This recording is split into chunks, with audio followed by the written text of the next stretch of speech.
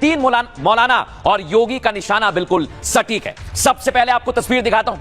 यह है वो मौलाना आरोपी जुबैर अंसारी और ये इमाम दर्शकों नकली नोट की फैक्ट्री मदरसे के अंदर चला रहा है। सोचिए जरा, ये देश विरोधी साजिश की जा रही थी। एक दो नहीं, लाखों रुपए के नोट छापे जा रहे थे।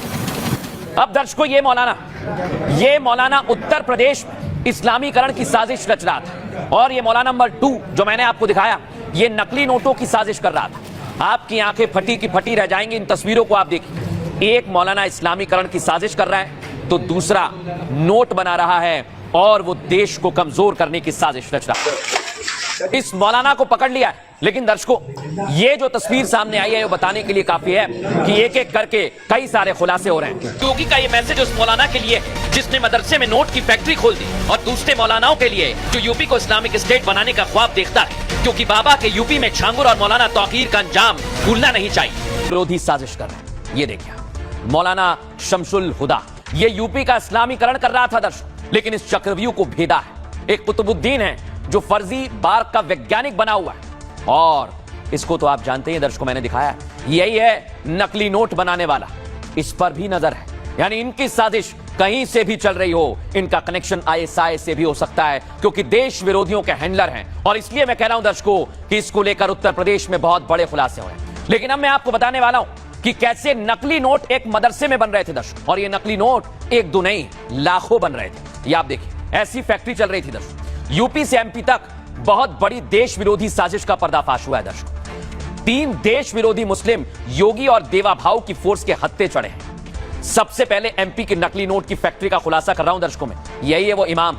एमपी के खंडवा में मदरसे के अंदर 20 लाख के नकली नोट पकड़े गए।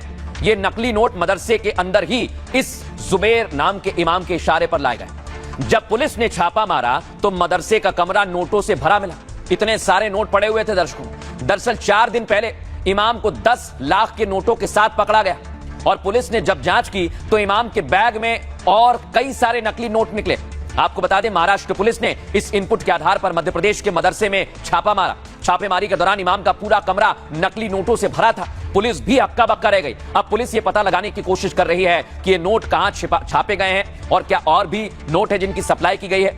नकली नोट की सप्लाई इमाम कहां तक कर रहा था, कौन कौन इसके संपर्क में थे, तमाम जानकारी जुटाई जा रही है। नकली नोटों का इस्तेमाल किस तरह की गतिविधियों में हो रहा था, इसका भी खुलासा पुलिस करेगी। और क्या इमाम के किसी देश विरोधी गैंग या संगठन से कोई ताल्लुकात है? क्या मौलाना को नकली नोटों की सप्लाई आईएसआई जैसे संगठन कर रहे थे? इन तमाम सवालों के जवाब मध्य प्रदेश और महाराष्ट्र की पुलिस तलाश रही है। वो होश उड़ा देगा क्योंकि जब वहां पर टीम पहुंची तो क्या दिखाया, ये दिखाता हूं। ये देखिए जरा, नोट ही नोट, नोटों का जखीरा।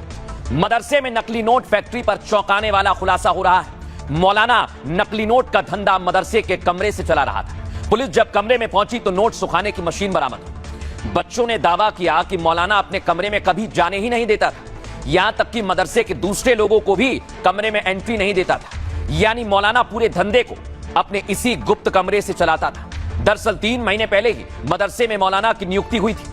मदरसे में नियुक्ति के बाद से मौलाना अपना अलग कमरा मांग रहा था और इस कमरे से ही नकली नोट का पूरा धंधा ऑपरेट करता।